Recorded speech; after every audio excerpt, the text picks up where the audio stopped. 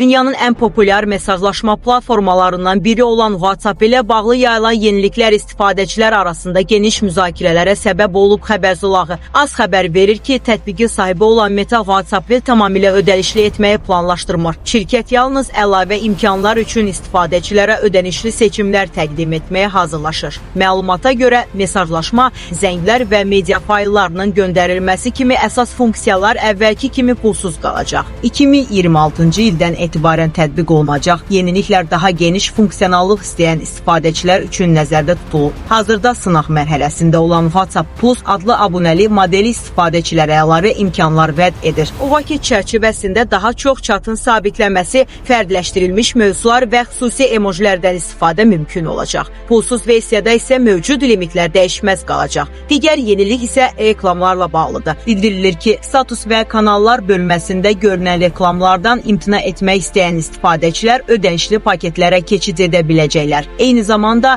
kontent yaradıcıları üçün ödənişli kanallar funksiyası da hazırlanır. Bu xüsusiyyət sayəsində kanal sahibləri özəl məzmunu yalnız abunəçilər üçün əl çatan edə biləcəklər. Qeyd olunur ki, bütün bu dəyişikliklər məcburi xarakter daşımır. İstifadəçilər WhatsApp-dan əvvəlki kimi tamamilə pulsuz istifadə etməyə davam edə biləcəklər. Yeniliklərin 2026-cı il ərzində müxtəlif ölkələrdə mərhələli şəkildə tətbiq olunacağı gözlənilir.